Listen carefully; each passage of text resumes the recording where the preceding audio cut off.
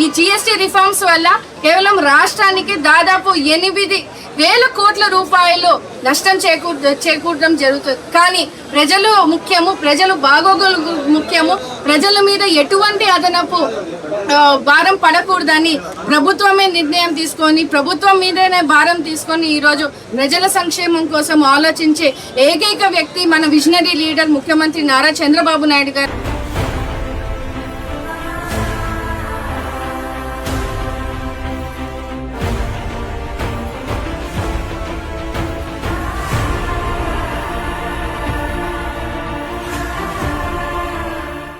NDA ప్రభుత్వము మన prime minister Modi గారి సహకారంతో ఈరోజు ఇండియా వైడ్ అంతా కూడా ఈ జిఎస్టీ రిఫార్మ్స్ ని మనము తీసుకురావడము, ముఖ్యంగా ఆంధ్రప్రదేశ్లో మన ముఖ్యమంత్రి నారా చంద్రబాబు నాయుడు గారు ఈ జిఎస్టీ రిఫార్మ్స్ ని మొట్టమొదటిగా దీన్ని ఆహ్వానిస్తూ సపోర్ట్ చేస్తూ ఈరోజు రాష్ట్ర వ్యాప్తంగా ఉన్నటువంటి దిగువ కుటుంబ సభ్యులకి, మధ్యతరగతి కుటుంబ సభ్యులకి ఎంతో ఆదాయంగా ఈరోజు ఈ జిఎస్టీ సూపర్ సేవింగ్స్ ని కార్యక్రమంలో భాగంగా ఈరోజు నార్పల మండలంలో ఫర్టిలైజర్ షాప్స్ ని, మెడికల్ స్టోర్స్ ని, కిరాణా స్టోర్స్ ని ఈరోజు విజిట్ చేయడం జరుగుతూ ఉంది.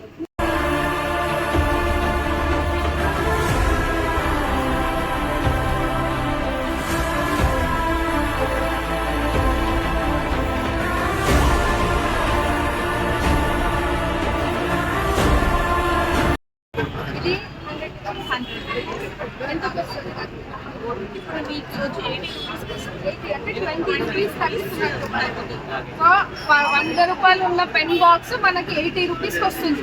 అంటే 20 రూపాయలు తగ్గినట్టు జిఎస్టీ మీద. అంటే స్టేషనరీ ఐటమ్స్ మీద 0% మనకి జిఎస్టీ. అవునా? సో మీకు సేల్స్ పెరుగుతాయి.